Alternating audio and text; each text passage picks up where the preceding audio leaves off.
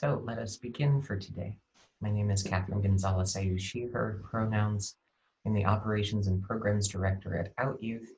And it is my pleasure to welcome all of you to Queering Education, Accessing Sexual Health Care over the Internet. Sort of, as we've already covered. I'll turn this over to my friends E and Frederick to introduce themselves, and then we will hear from Stephen.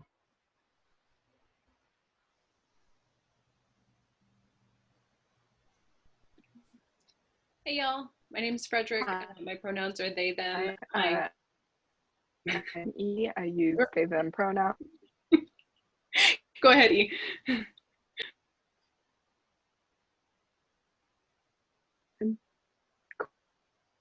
Cool. Yeah, I'm E, they, them pronouns, founder and president of the Central Texas GSA Coalition, and I'm excited to be here. My name's Frederick. My pronouns are they, them. I am Out Youth's Texas GSA Network Coordinator, and I want to extend thanks to Stephen for being here with us to talk about accessing sexual health care. And we'll turn it over to you. Thanks for having me. My name is Stephen Tamayo. I am the Outreach and Testing Manager at the Kind Clinic. For anybody who's unfamiliar with the Kind Clinic, I'll be going into detail about who we are and what our services are today, in addition to, what are some safer sex practices that you can, start thinking about doing. Also, where are some places where I can go and get tested. Besides Kind Clinic, I'll also touch on some other organizations. We'll talk about condoms and Lube and all kinds of stuff. And if you have any questions, there's the little chat feature. So feel free to start typing them in, and I'll just pick up where we leave off when I see any questions. So Kind Clinic stands for Knowledge, Inclusion, Nurture, and Dedication. And it's a program of Texas Health Action. And it was founded in 2015. And we provide Central Texans free access to PrEP, PEP, STI testing and treatment, HIV testing and care, gender care, and Telekind, which is our telehealth service. And I'll go more into detail into what each one of these are as well. But we have three locations. We'll have 4 soon, but we have our Central Austin location, which is located off of 40th Street near Lamar. And then we have our North Austin location, which is off of Steck and Mopac. And then we have our San Antonio location, which is off of Isom Road. The nearest thing that I can remember, because I've only been there once, was a Sam Moon, which is a really nice little store for buying all kinds of jewelry. And then we will have our South Austin location opening up this fall. So I'm really excited about that because it will allow us to expand all of our services. But that's what I'm going to talk about now. So for those of you who don't know what PrEP is, PrEP stands for Pre-Exposure Prophylaxis, and it's a daily pill that you use for HIV prevention. There's 2 different pills that are used for PrEP, Truvada and Descovy. There's different benefits and different options for why somebody would want to use one pill over the other. But for example, Truvada is for daily use, as well as for what's known as 2-1-1 use, so you don't have to take it every day. Descovy is only for daily use. Truvada is a larger pill, Descovy is a smaller pill. Truvada can be used for anybody regardless of their gender identity, while Descovy is only approved for people who were assigned male at birth. There's different options, and you can talk to your provider about which one is the best for you. But if you do think that it's right for you, you can call and make an appointment at the Kind Clinic. All of our services are provided at no cost to you, and the PrEP access is also provided either at no cost or at low cost, because we do try to work with everybody in their life situation. And then you come back once every 3 months, and the clinic staff keeps track of if there's any side effects, which are typically very minor. and are not really experienced by a majority of people who are on PrEP. But if you have insurance, or if you don't, you get a patient advocate, which is a staff member who is assigned to work directly with you, and they do all the annoying paperwork, and they link you to all the appropriate financial services that are available to you so that you can get the medication either for free or at the lowest cost possible. But most of our patients usually don't end up having to pay anything when they pick up at one of our partner pharmacies. We also do PEP, which is for emergency cases. So PrEP is taken before you have an exposure to HIV, and you take it once a day. PEP is if you were not on PrEP and you did have a potential exposure to HIV, you could take, you can get prescribed PEP. It's usually for about a month, and it has to be taken within 72 hours to help reduce the chance of transmission. That's a service that we offer at Kind Clinic. And then in the event that we aren't open, we do have partnerships with other clinics in town where you can go see them for the prescription because they are open like on a Sunday when we're not, or on a holiday, and they can get you started on the prescription, and then you start your follow-up care with us to finish out the rest of it and get the prescription for free. So that way you don't have to worry, because sometimes cost can really be a big barrier for some folks. Let's see, we also have our gender care services. Gender care services, same thing as PrEP and PEP. They're provided at little to no cost. And then we also have financial assistance for the medication as well. We use the informed consent model. So patients come in and they get to make an informed choice about what to do with their own body.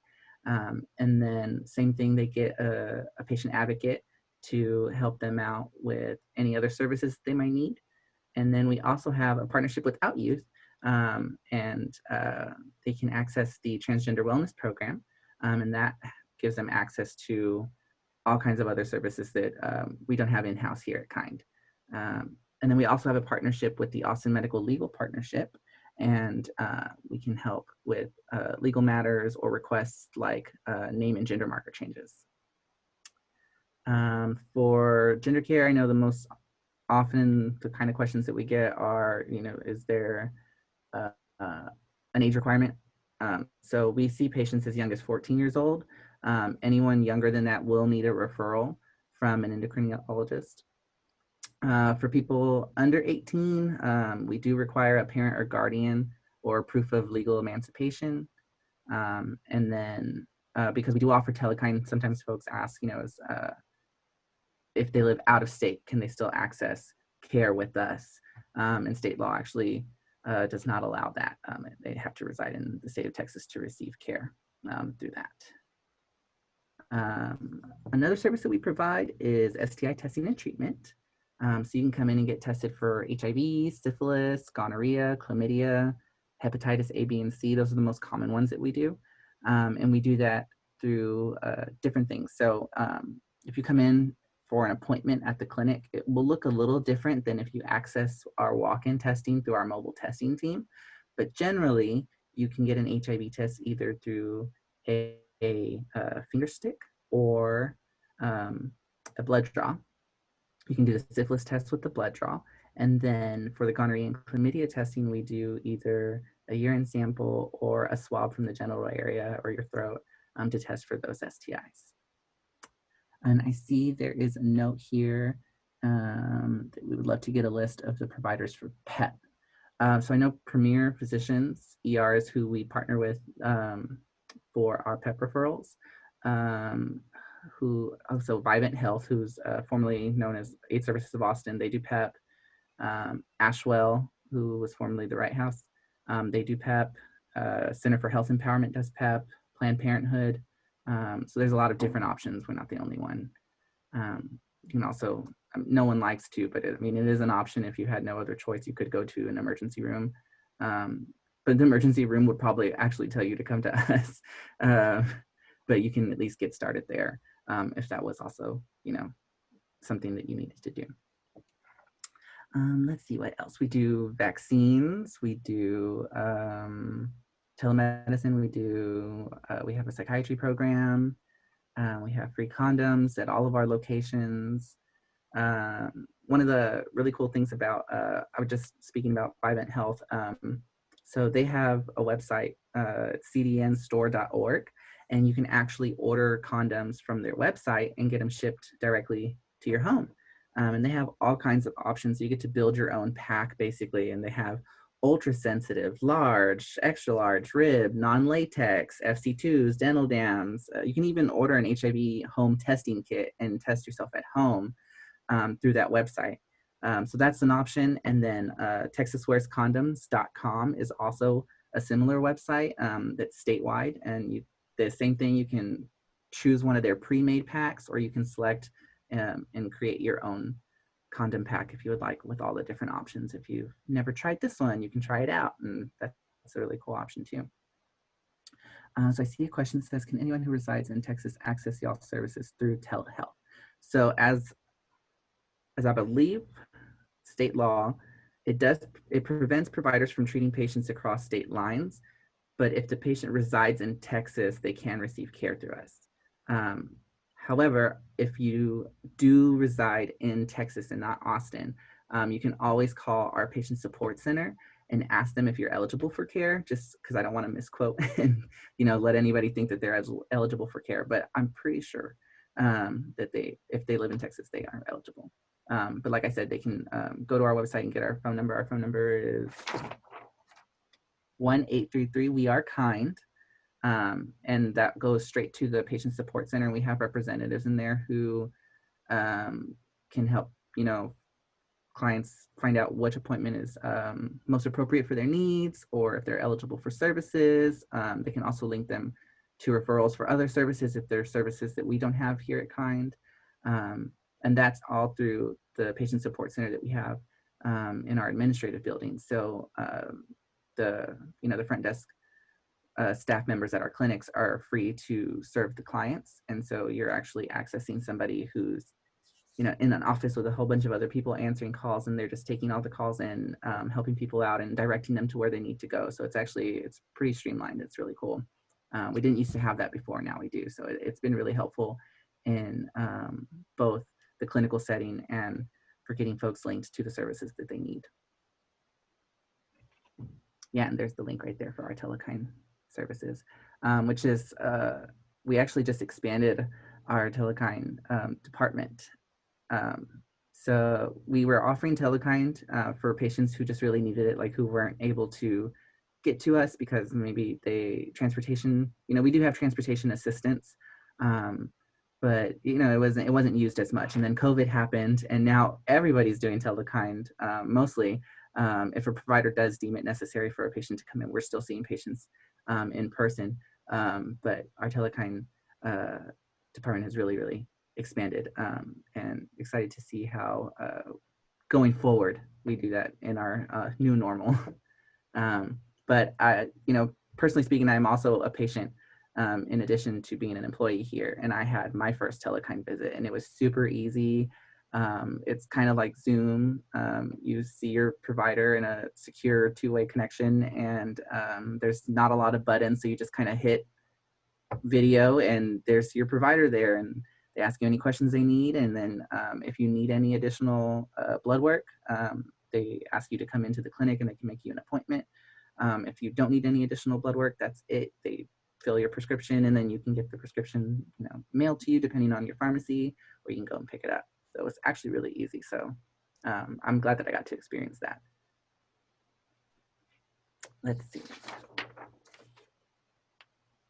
I want to make sure I'm not skipping over any. Oh yeah, we do HIV testing and care for those living with HIV. So in addition to the STI testing and treatment, if anybody comes in and they receive a positive diagnosis, they can start care sometimes same day, or at least next day. We try to get in folks as soon as can, so they can as soon as they can, so we can start them on medication as soon as we're able to. And again, all of those services are free. There's a patient advocate who's assigned to you to help you sign up for medication assistance, so that way you can get it free or little to no cost. Again, we try to remove as many barriers as we can for folks to access care. Before COVID, was a thing. We were open for expanded hours for evening hours and for weekends. So we tried to make sure that we were available when the community needed us, when they were available. We offer transportation assistance, we offer telemedicine. So again, we really try to remove as much barriers as we can in order to get people in for the services that they need. Just kind of going down the list of some of the places that I mentioned earlier for the PEP providers. So I wanted to go down the list and also talk about some of the other places that are here in Austin. So Vivint Health, which is formerly AIDS Services of Austin, they have their Moody Clinic, and that's located off of Cameron Road near St. John's. And they do HIV and primary care, they do PrEP and PEP, they do STI testing and treatment. But in addition to the Moody Clinic, the Health Promotion Department building, which is off of Springdale, houses the probably most well-known program, which is the Q. They do free STI testing out of that location during the week. Right now, COVID kind of turned things around, but I think starting soon, they will be doing appointment-based testing because they kind of put a halt on things right now. But I'm sure that they'll release that information on their website as soon as they start picking back up. But in the meantime, you can go to the CDN store website and order an at-home test kit, and then you can see your counselor kind of through a telemedicine appointment similar to that, and they walk you through it and help talk you through some of the things, and it's really neat what they're doing over there. Another program here in Austin is Ashwell. So they do PrEP and PEP, they do STI testing and treatment, HIV testing and care, hepatitis C testing and treatment, and then they also offer gender care for patients who receive PrEP or HIV care. So that is a small stipulation that they have there at that clinic. Another one is the Center for Health Empowerment. So they have locations in Austin and in Dallas, and they do PrEP and PEP, STI testing and treatment, and continuing care through them. And they have 2 locations in Austin. One is it's south off of Westgate, and I'm not going to try to remember where the second location is because I don't want to give any wrong information. But their locations are on their website, and that's the Center for Health Empowerment. And then, of course, there's like Planned Parenthood, and Planned Parenthood offers so many services like birth control, emergency contraception, HIV testing and care, PrEP, gender care, pregnancy testing, vaccines, STI testing and treatment, so many stuff. Do y'all offer emergency contraception, pregnancy testing, and pregnancy option counseling? So we have in the past offered emergency contraception. It's not something that we regularly do just because there's not as much of a need for it from our patient base, but we have in the past. And then we do have pregnancy testing available for patients. Pregnancy option counseling, I'm not too sure if we would offer that in-house or provide a referral for that, or at least take care of the first steps, just to get somebody started with that conversation, and then, have them go somewhere that's more able to handle that. Because our options are fairly limited to just sexual health, and even with that, they're kind of limited as well. But in terms of some of the safer sex practices that you can do, so, thinking about all the services that I just talked about at Kind, there are other things that you can do outside of medicine to help lower any vulnerabilities that you may have in terms of transmission for HIV and STIs. Of course, the first one is always abstinence, and just kind of get that out of the way. But abstinence isn't always feasible for some people. So there are lots of other things that you can do. So there are lots of vaccines that are available for like Hep A, Hep B, HPV. And there's a lot of places that offer vaccines like Ashwell. We do the City of Austin. Oh, I forgot about that. The City of Austin. So the RBJ clinic, you can make an appointment and get tested with them, and they do treatment as well. And they actually just started doing PrEP as well, so you can get started on PrEP with the city, and then they can help transfer you to care to either, you know, us or Ashwell or Vivant, or your primary care physician, you know, what have you. But vaccines, there's also condoms and lube. So there's all kinds of condoms. There's like different types. So most condoms are made of latex, but you know, if you have an allergy to latex, there's also condoms that are made out of like nitrile or non-latex condoms.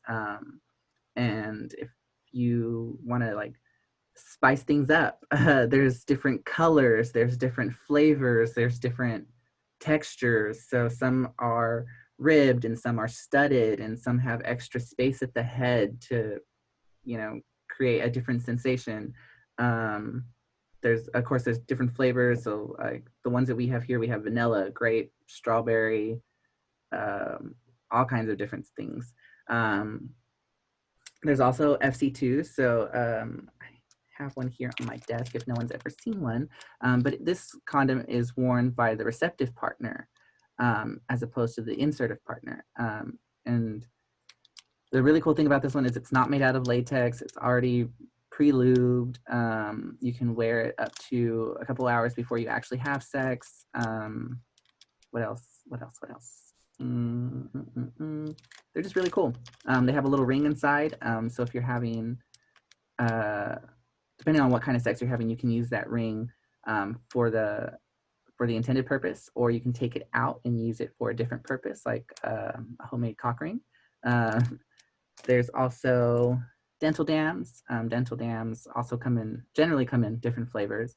But if you didn't have a dental dam, or you ordered some online and you're waiting, you can also use saran wrap as like an alternative. Plus there's, you know, actually some really cool advantages to doing saran wrap as opposed to a dental dam, because it's clear so you can see what you're doing, and it covers more surface area. You know, if it gets all tangled up, you can pull some more. Yeah. So there's lots of cool advantages to saran wrap. But moving on from condoms and other barrier methods, there's also, you know, biomedical prevention. So there's PrEP. You can take a pill once a day. You can take PEP, which is something that would happen afterwards. But there's also what's known as treatment as prevention. So taking antiretroviral therapy if you are living with HIV to virally suppress. So antiretroviral therapy helps keep people with HIV healthy. And then that in and of itself prevents them from transmitting to others. And so if somebody is virally suppressed or undetectable, they cannot transmit HIV to another person. So that in and of itself is a prevention method as well. Then of course you have like non-penetrative sex acts. So you can do mutual masturbation or sex toys. There's also like behavioral choices. So like choosing which actions you're going to do with your body, because you do have different options when it comes to sex and pleasure. And you don't have to just stick to, you know, the traditional penetrative sex that you maybe see in movies or porn. But, you know, like choosing something that's maybe not as likely to transmit HIV. So oral versus, you know, vaginal or anal sex. You know, if there's going to be semen involved, you can spit or swallow. You know, small things like not shaving or brushing your teeth right before sex, all those things really do help in the end. You know, knowing your limits if you're going to get into some kink play, and knowing, you know, which body fluids might come into play in those play sessions. And then also just the importance of testing and talking to your partners about their testing history and normalizing that conversation. Depending on, you know, the population, there are different, you know, dating apps that you can use. And sometimes on those dating apps, they have a field on there where you can put your status and when you were last tested. And that in and of itself is great, but sometimes, you know, maybe we don't always update our profiles to reflect that updated information. So having that conversation and just asking your partner, you know, when was the last time you were tested? What were your results? can also be really empowering, and also just like have people getting used to talking about that kind of stuff, because sometimes it can be a little awkward if you've never had that conversation with anybody, or if they try to skirt around the issue. You can say, it's really important. I like to take care of my sexual health, and you should too. And so that's why we're having this conversation. It's right up there with with consent. You're wanting to make sure that you're both agreeing to the things that you're going to do, and that's part of that opportunity, is to have that conversation. What else? Can you talk a little bit about like sex toy best practices, and like what kinds of things people should be doing to like clean and take care of, and like what should we know about sex toys? Yeah. Okay, so let me see. I have some lube here. So there's different kind of lubes. So this one that I have here is a water-based lube, and then this one I have is a silicone-based lube. So lube choice is actually pretty important when it comes to sex toys, because you shouldn't use a silicone-based lube for a silicone-based toy, because it can degrade the toy. And then putting that into your body or using it on someone else's body is not always the greatest thing. Also, you should make sure to take care of, cleaning. So if you're sharing a toy, recommended best practice is that you clean it in between partners, so that you're not potentially passing something on to someone else. But that isn't always feasible. So maybe having multiple toys if you know that you're going to be engaging in that activity. And cleaning it is just like rinsing it off in the sink, or like running it through the dishwasher. Like how do you take care of your sex toys? So I generally use like lukewarm water and some mild soap. Most toys don't come with instructions, which is how you end up getting things like, well, maybe I can just throw it in the dishwasher and it'll be fine. And then sometimes it comes out and it's all melted because the dishwasher was too hot. If you're going to go into a store and buy a sex toy in person, you're at an advantage, because there's a person who's working behind the counter who's actually pretty knowledgeable about those products. And it's not weird or anything to ask them, like, how do I clean this? Because you don't want, sex toys are expensive, first of all. So you don't want to have to go back and keep buying new sex toys, every so often, because you aren't able to care for them properly. So ask those questions and ask, what's the best way to clean this? Some places actually make specific cleaning products for their toys, like Flesh Jack is the first thing that comes to mind. They have like a cleaning solution, and then they have like a refreshing powder that you put on there and set it, and it just kind of keeps things brand new. So yeah, there's a lot of different options out there, I would say, in terms of trying to keep your toys fresh and new. Why does silicone lube exist? Is there any instance where you would want it instead of water-based?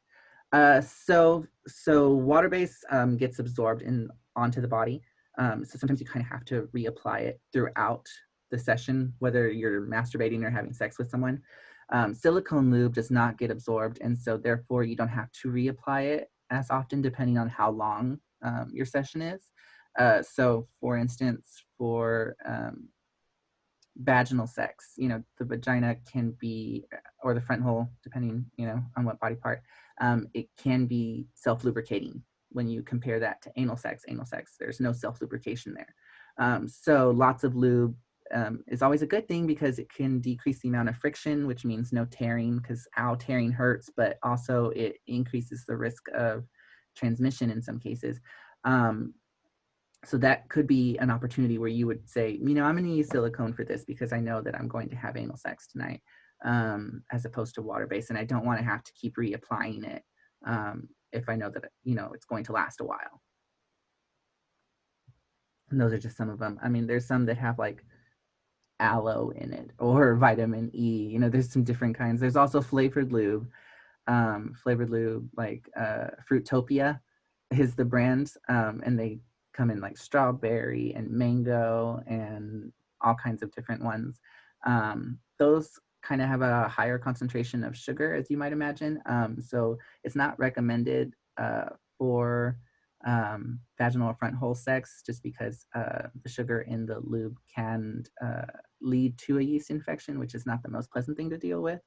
So those are more for like oral sex with the penis, I would say, and masturbation.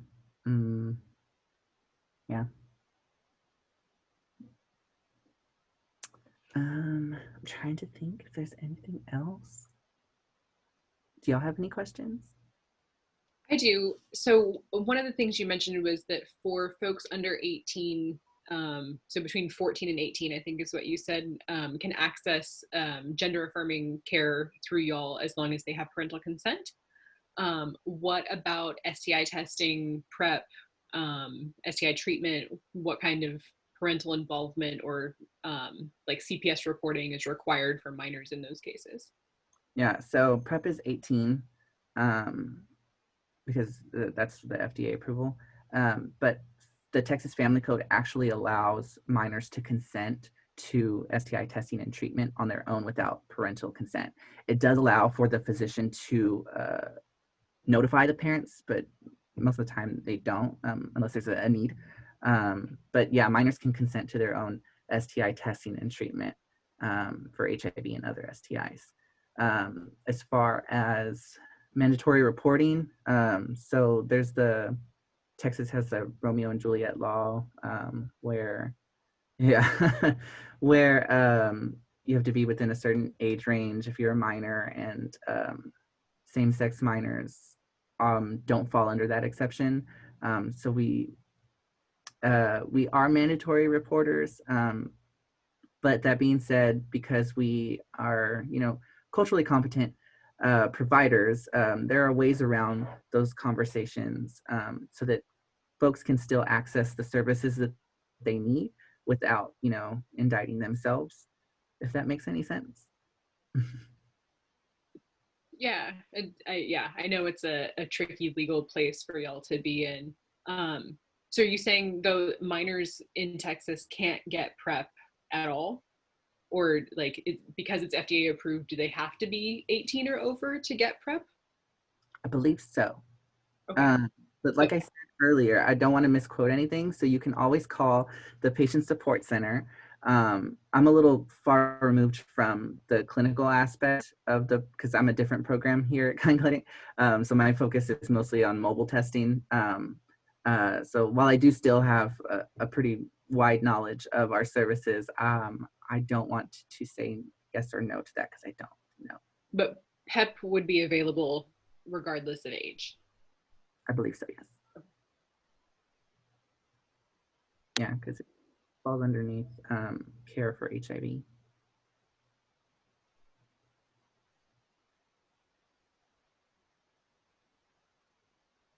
But yeah, we have appointments available for all of our services through telemedicine or in person.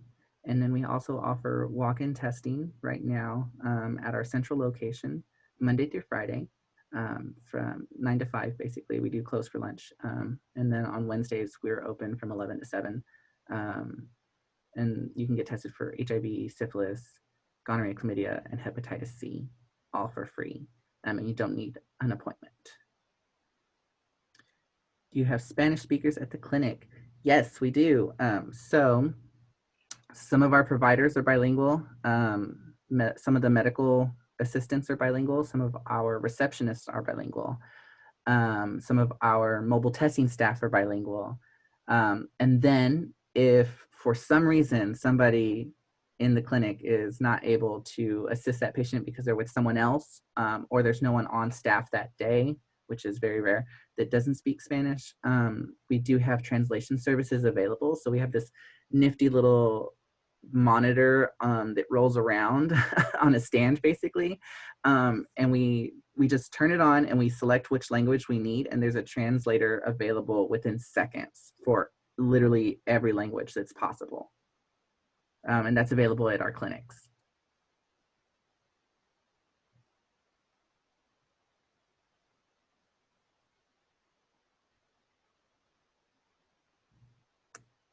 Any other questions? had another question. It went away. But I'm super jealous of your translator robot. It's pretty cool. We used to have an old one that we would have to pull up on our laptops, and it took a moment, and it just was kind of a hassle. And then we got these little translation robots, and they're the coolest little thing.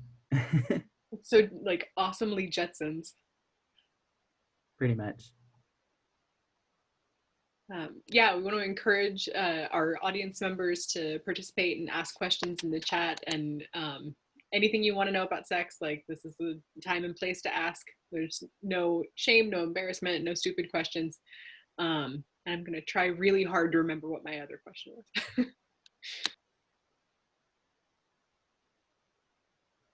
I definitely want to stress that, you know, when you do come in to get tested, either for the first time or for the 952nd time, always feel free to ask questions, because that's what we're here for. As you all know, Texas doesn't have comprehensive sexual education. So a lot of times people don't get any sexual health education until they get tested. And sometimes they don't get tested in the most friendliest places. Maybe their first testing experience is with their primary care physician, and they live in a small conservative town, and so they're not going to get that information that they need. And so, you know, if you do find yourself in a place where you feel safe enough to ask those questions, please do so, because again, that's what we're here for. And most often than not, we're probably going to give you more information than you asked for, which is a good thing, because then you can go and make informed choices about the decisions that you're going to make later with your body. And that in and of itself is an empowering process, just knowing things beforehand. Because I know I personally wish that I would have known a lot of the things that I was doing with my body before I actually got tested, because I just didn't know anything. I remembered my question, and it led to a bunch of other questions. So you mentioned that y'all do testing for HIV, syphilis, gonorrhea, chlamydia, and then you said hepatitis A, B, and C as well? Yeah, so there's a difference between like a clinical appointment and a walk-in appointment. So the walk-in appointments don't have as much of options in terms of testing. But if you make a clinical appointment, you have more options on what you would like to get tested. So you can do Hep A, B, C, syphilis, HIV, gonorrhea, chlamydia, trichomoniasis, herpes test, all kinds of different things. And you can talk with the provider to find out if you're eligible for those tests. But for generally speaking, yeah, those are the top 5. Okay. Yeah. One of my questions was if y'all offer testing for herpes, and then also for HPV, do y'all offer like cervical swabs? So for herpes, if a patient is experiencing symptoms, then we can. So it's only if there's active symptoms for that test. There is a blood test, but it isn't the most reliable. It just, you know, they're not the best. So it's better if you were to, you know, have a sore, and then you can come in and get the sore swabbed, and then we can tell you, you know, and what exactly is that for both oral and genital herpes? Yeah. And then for HPV, we do them, but you have to have a conversation with the provider first to find out if you're eligible for it, because not all patients are. Right. For certain appointment types. I see a question here. Aside from consenting to sex, what else should we talk about? Is there a way to decide what we want to do and what we don't want to do? Ooh, that's a good question. So yeah, first, you know, making sure that, you know, you and your partner or partners are all agreeing to the fact that you're there to have sex. And I would say testing history is important. If anybody is on any medication and if they're adherent to their medication. So, you know, if somebody says, I'm living with HIV, you can ask, oh, are you on your medication? Do you know your viral load? Or if somebody says I'm on PrEP, you can ask them if they've, you know, missed any doses recently. You can also ask people what they're into sexually, because that can also lead to a conversation of limits. And depending on, you know, what you're going to do, and if there's going to be any other tools involved. You can set those limits, set some safe words. You can also, set what you're going to do. Say like, we're just going to have oral, and then later in the session, maybe that might transform into something, and then you can check in repeatedly with your partner to make sure that you're still okay with that action being performed, or if you're ready to try something new, or maybe you don't like that and you want to try something else. That's also a really big thing, to find out what people like doing with their bodies or having done to their bodies.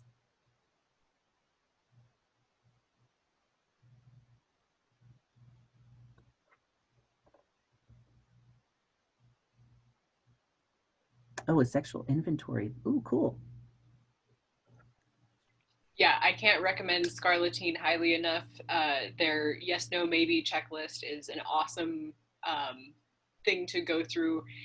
It might give you some ideas of things you've never considered before, but just really thinking about your different options for how to engage with yourself and other people sexually. And it gives you the option to, yes, I'm totally into this, like, no, I'm not into this. And then there's the, like, I could be open to trying this thing. So yeah, it's a really great tool to like understand where you're at, and then if you're in a place where you're engaging with a partner or partners, seeing if they're open to doing that as well, and then you can exchange paperwork, and it's an awesome way to start the conversation, especially if you're afraid to like talk about it. You're like, here, take this paper. It's a really good comprehensive list. I'm looking at it right now. It's really good. I love Scarleteen. That's cool. I would say, along with doing a checklist, like I have a big Google Doc of like preferences and things to discuss with partners and stuff, and I highly recommend doing that, especially if like talking is difficult. It can be really helpful to write everything out, things you like, things you don't like, limits, whatever, and then you can have that conversation with your partner or partners more easily. For sure. A lot of times, sometimes we don't have the words to describe what we like and what we don't like, because we were never taught those words. And so, writing it down or being able to express that openly gives you different options on how to have that conversation, for sure. Yeah, and I think like your like system of like a spreadsheet, which I'm not surprised you have, is also useful for other kinds of like big, intense, difficult conversations too. So like what are you like?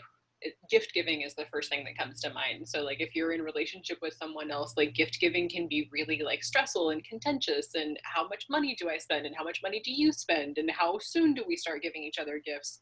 And so really thinking about like your preferences and what you're okay with in terms of gift giving, conversations about religion and politics and family and labels, and like there's so many different things that can go into being in relationship to other people. And we will have a conversation at some point during queering education on healthy relationships that I hope you'll join us for, that will cover more of that kind of stuff. But I think sometimes it's easier to start with sex, and sometimes it's easier to start with things like, okay, do not buy me a diamond ring on our first date. How long should I wait to get tested after I have sex without a condom? What are general symptoms of STIs? Okay, so depending on where you go, different tests have different window periods. So if you know that you're going to go to Kind Clinic, or you're going to go to the City of Austin, or the Q, you can always call ahead and just ask, what is the window period of the HIV test that you offer? Or, what's the different STI tests that you offer, to find out if you're within that incubation period or not. That's not always an option, calling ahead. But if you do have an appointment, if you're going in for walk-in, ask that the first thing when you get behind the door with your tester, and figuring out, am I good? Am I going to need to come back in 3 weeks or a month? So that's always a great question to ask first thing, to make sure that you're within a certain time frame. Sometimes people are like, oh, well, I had sex yesterday and I wanted to get tested because I'm really worried about that. They get there and then they find out that you have to sometimes wait 2 or 3 weeks before you should get tested for that specific event. But you're there, and so they can take a look at everything that's happened, before that window period since the last time you were tested, or if that's your first test since the first time you ever had sex. So there's a big advantage in going in and just getting, those questions answered, and then knowing for the future. For symptoms of STIs, it's different for different STIs. So for example, syphilis. So syphilis is strange because it doesn't always have symptoms, but there's a small sore called a chancre, and you get that through skin-to-skin contact. And then, sometimes it's painless. So sometimes you don't even know that you have one because it appears where you came into contact with that other body part. So sometimes it can be on the outside of your body, sometimes it can be in the inside. And because it doesn't hurt, sometimes we don't always know that it's there. And then if you don't notice that it's there, it'll heal on its own and it'll go away. Sometimes you get a rash, sometimes you don't. And then it just kind of lays low for a while. And that's the unfortunate thing about syphilis compared to STIs like gonorrhea and chlamydia, because those have generally, they can also be asymptomatic, but they have more identifiable symptoms like burning during urination or discharge. There's a general pain, and so something's wrong. Those are some of the general symptoms of those. And if you have symptoms, I've also that if you taste butterscotch when you swallow, that can be a symptom of gonorrhea. I have never heard of that.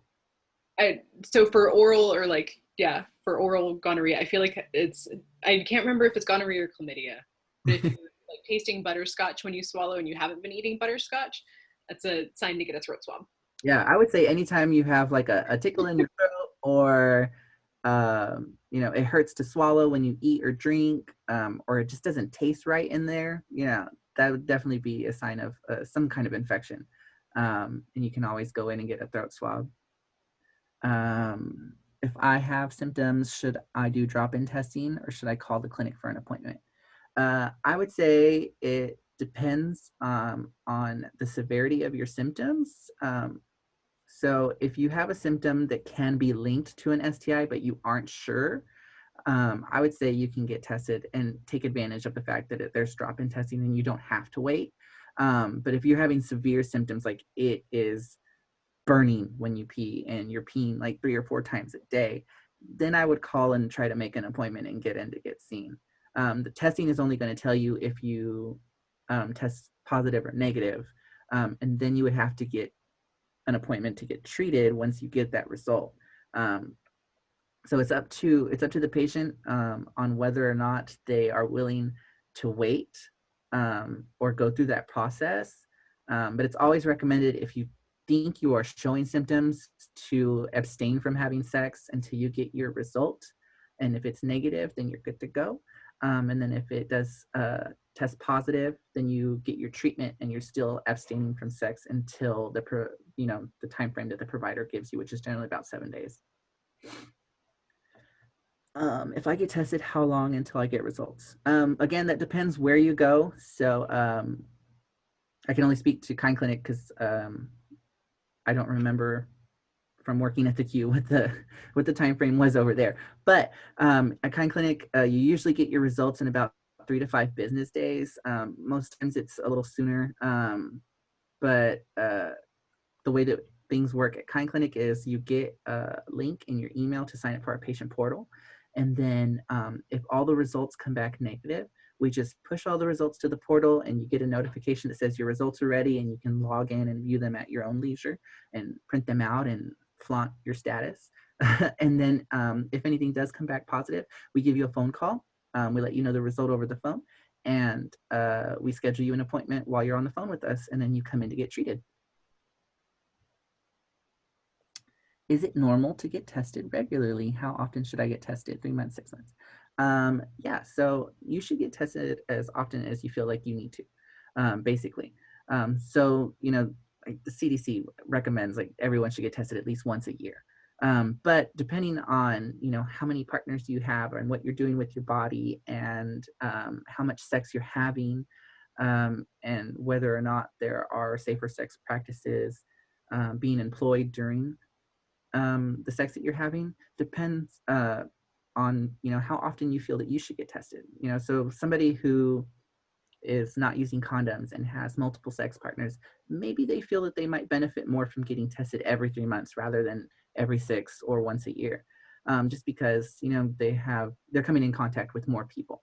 But if somebody is using condoms regularly and maybe they only have like one partner every few months, maybe they feel like they might benefit from getting tested every 6 months or only once a year. But that's not to say that if I'm using condoms regularly with every partner and I only have a few amount of partners, that I too cannot get tested every 3 months. Just because you are using a condom and you have fewer sex partners does not mean you are also susceptible to testing positive for an STI. Because like a syphilis is skin-to-skin contact. So even if you do using a condom, depending on what body parts you're using, there's still the potential for that transmission.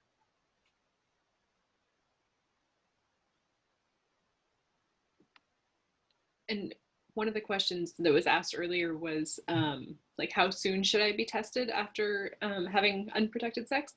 And I think if pregnancy is a concern or a question, emergency contraception is recommended to be taken within 72 hours. There are some that can go a little bit longer. And there are a few different brands of emergency contraception. So Plan B is the one that's most widely known and widely available. But there are upper limit weight restrictions for a lot of the different emergency contraception. And so it's just something to check in with the pharmacist about. Ridiculously enough, I think the upper weight limit is like 170 pounds. So anyone who's over that, there's a brand, I want to say it's called Ella, that is emergency contraception that's approved for people who weigh more than 170 pounds. So just something to look into. Does PrEP prevent all STIs? It does not. So PrEP only prevents transmission of HIV. So if somebody was concerned about transmission for other STIs, other methods would need to be used, like using a condom or a dental dam.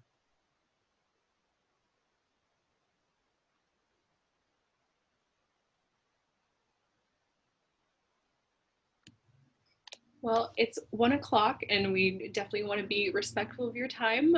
If anybody has any last minute questions, Stephen, if there's anything last minute that you want to add, we're super, super grateful for your time and all of the wisdom that you've dropped on us. Yeah, thank you all for having me. And I would just say to not feel ashamed of taking charge of your sexual health and realizing that getting tested is a totally normal thing.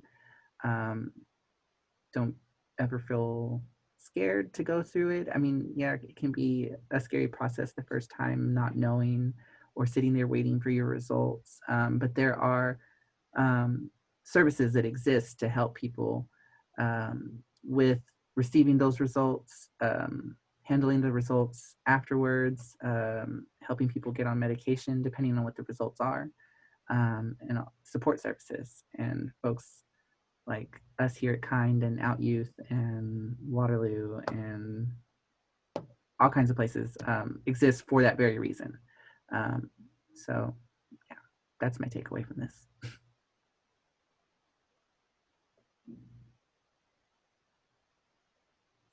Awesome. Thank you so much. And we hope that y'all will join us for the next queering education session. It's going to be on Monday, the 22nd at noon. It's going to be a panel discussion on starting and sustaining a Gender and Sexuality Alliance Club. So we hope that you'll join us for that and all of our other sessions next week. There's a ton of them, so definitely check out the calendar. And thanks so much. Thank you.